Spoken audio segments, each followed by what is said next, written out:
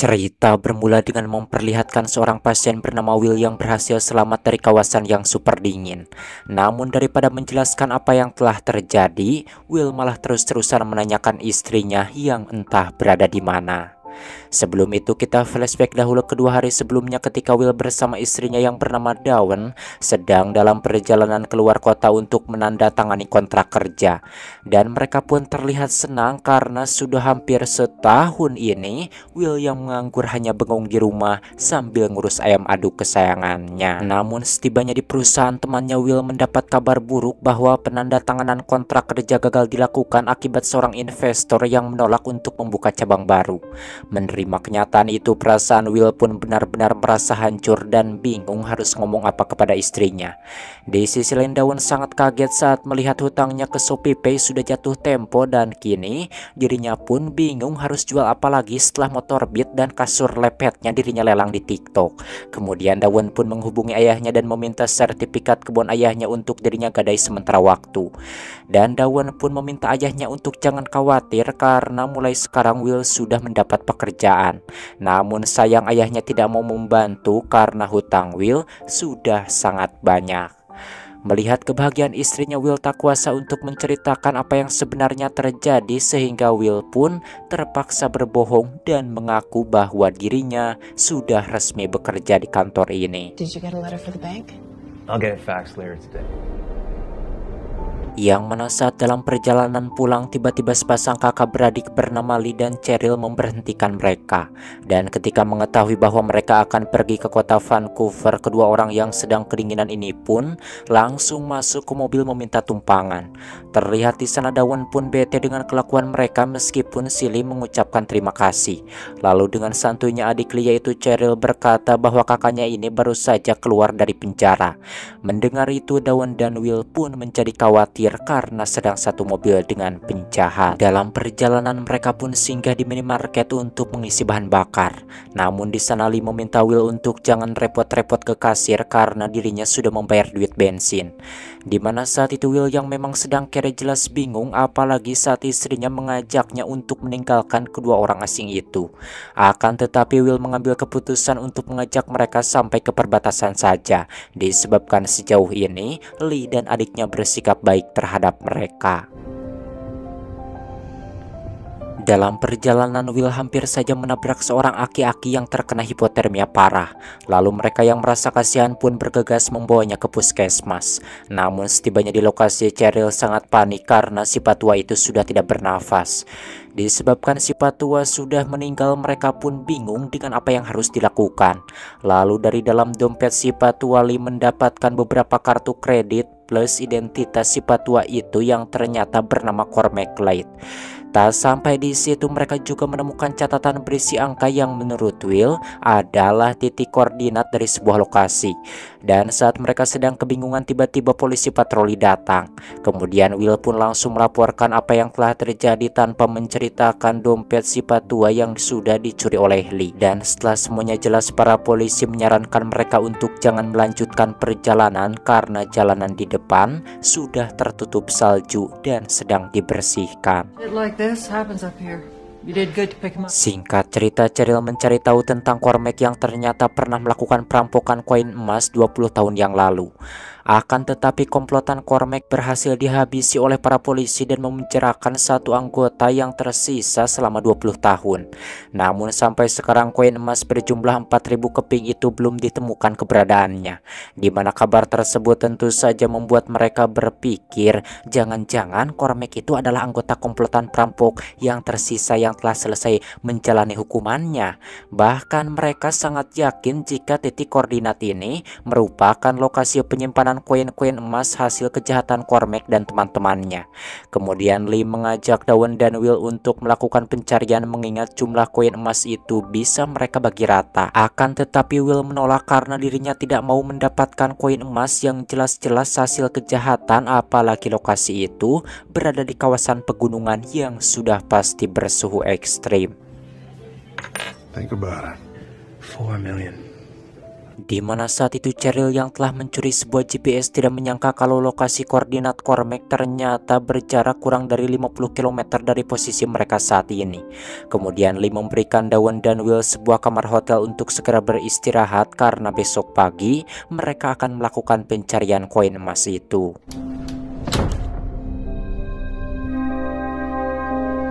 Singkat waktu, keesokan paginya mereka pun pergi menuju lokasi yang diduga tempat harta curian Cormac disimpan.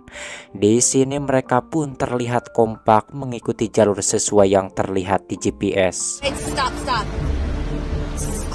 Setibanya di suatu tempat, mereka pun tinggal berjalan kaki menembus hutan, gunung, dan lembah untuk sampai ke titik tujuan. Lalu dengan peralatan seadanya mereka pun segera bersiap-siap meskipun tidak tahu kondisi di hadapan mereka seperti apa. Setelah semuanya siap, mereka pun mulai berjalan memasuki hutan terlarang dan sangat ganas itu.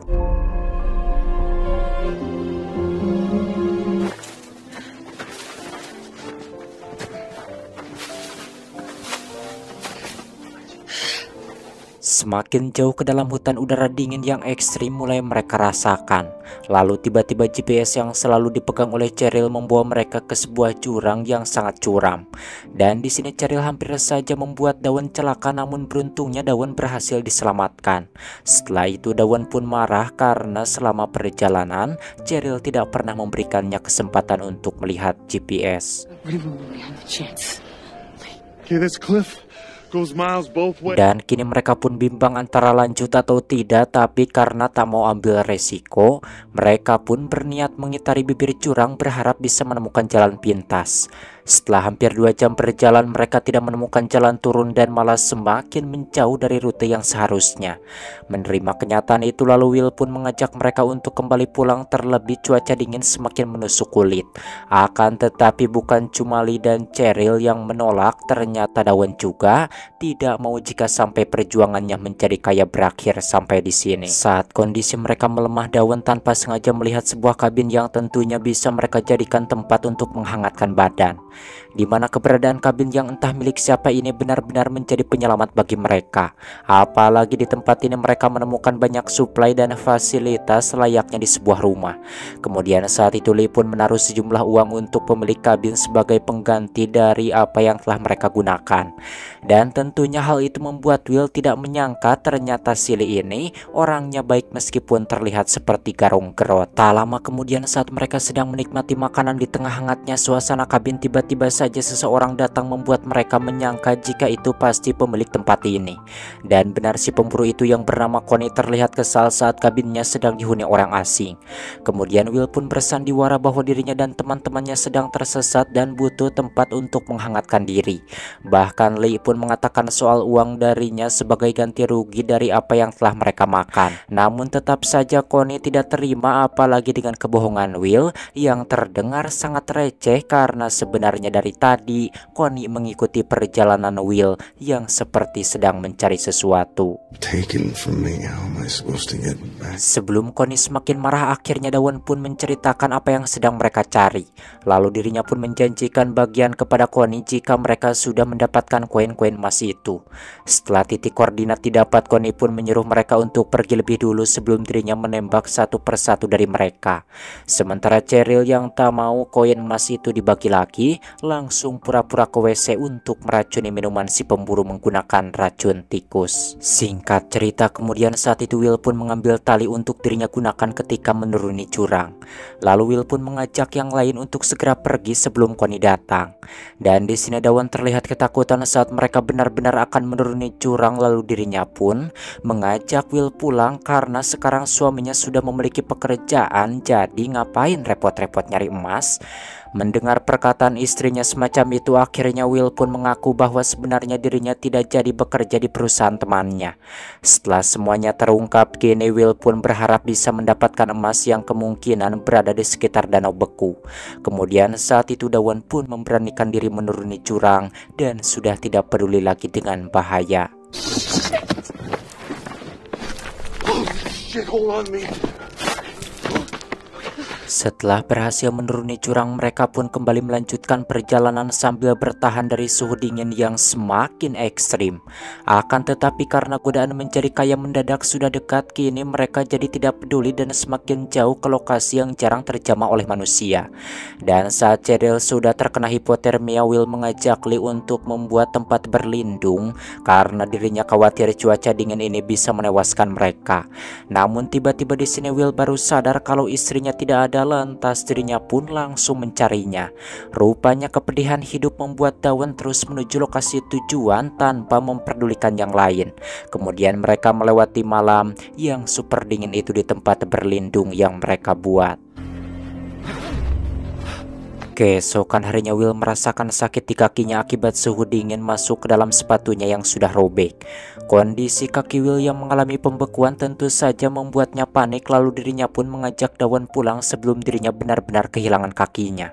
Namun jangankan Dawn, rupanya Lee dan Cheryl juga tidak setuju jika mereka harus menghentikan pencarian ini. Lalu ketika Cheryl melanjutkan perjalanan, Dawn memaksa Will untuk segera menyusul mereka.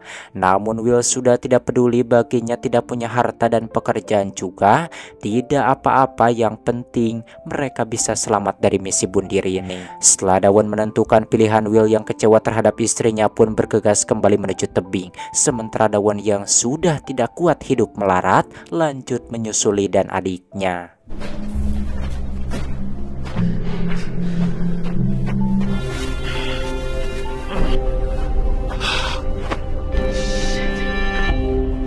Setibanya di danau beku, mereka tinggal melintasinya saja untuk sampai ke titik tujuan. Di waktu yang sama Will sudah tiba di lokasi tebing, namun dirinya seolah tak punya kekuatan lagi untuk melakukan pendakian. Setelah lokasi ditemukan, mereka pun langsung menggali dan mengukuinya dengan sekuat tenaga.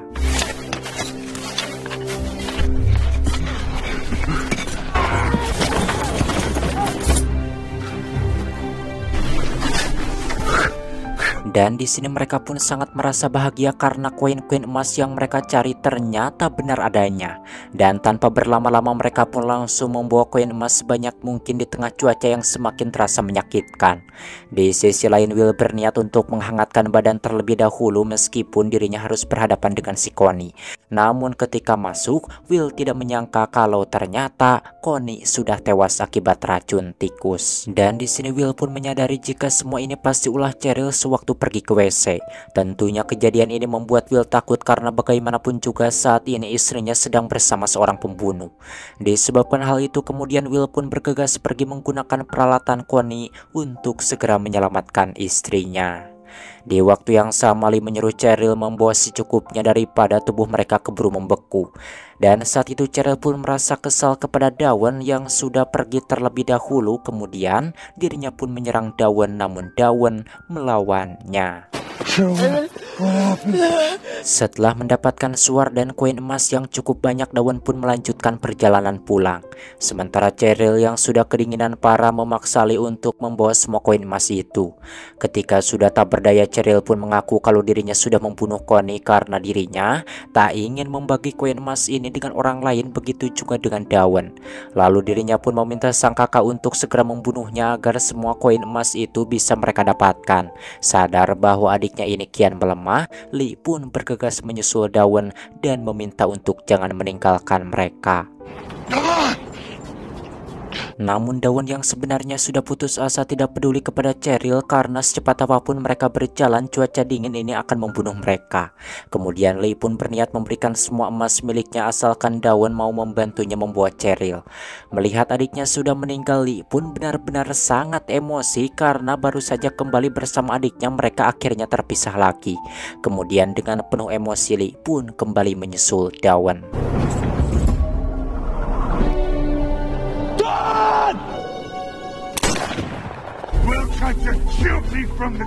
Setelah berhasil menyusulnya, Lee pun langsung menyerang Dawn dan berniat membunuhnya menggunakan pisau legend buatan Cibatu Thea. Namun Dawn melawannya, bahkan akhirnya dirinya berhasil membunuh Lee. Setelah membunuh Lee, perlawanan Dawan pun benar-benar syok dan menyesal karena tak mendengarkan suaminya yang begitu ingin membuatnya sadar bahwa harta bukanlah segala-galanya. Yang mana ketika Dawan sudah tak berdaya, tiba-tiba dirinya teringat akan nasib suaminya yang entah berada di mana. Lalu saat itu dirinya pun menembakkan suara berharap ada orang yang bisa menemukan mereka. Melihat tembakan suara, Will pun bisa menebak bahwa istrinya masih hidup. Akan tetapi sialnya, jangankan menyelamatkan istrinya, untuk berdiri saja Will pun sudah tidak mampu setelah tadi sempat terjatuh.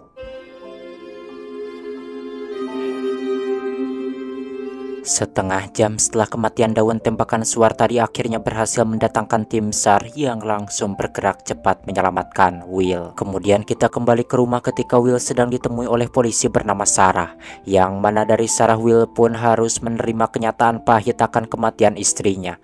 Begitu juga dengan kematian Lee, Cheryl, dan juga Connie. Kemudian saat itu Will pun menceritakan alasan dirinya datang ke daerah itu, yakni untuk mencari emas. Akan tetapi dirinya tidak tahu apakah istrinya berhasil menemukannya atau tidak. Mendengar Will tidak tahu soal penemuan koin emas, Sarah pun merasa lega karena itu berarti barang bukti curian masih utuh hingga bisa diamankan oleh kepolisian. Dan film pun tamat. Kalau sudah berurusan dengan harta, sifat asli manusia yang tamak akan terlihat dari film ini. Kita bisa melihat bahwa harta memang bukanlah segala-galanya, apalagi harta yang tidak halal. Dan seperti yang kita tahu, Dawan yang sudah dibutakan oleh kepingan koin emas yang menjadikannya gelap mata dan buta, sehingga dirinya tidak peduli lagi dengan perkataan suaminya, hingga penyesalan pun seperti biasa datang terlambat. Jadi bagi kalian yang sedang berada dalam masa-masa sulit, teruslah berusaha dan jangan pernah menyerah, karena Allah tidak akan pernah menguji setiap hamba melewati batas kemampuannya. Halah, saya nyari bantuan. Oke lah, akhiri saja saya Boy pamit dari ruang dengar Anda. Sampai berjumpa kembali di video selanjutnya.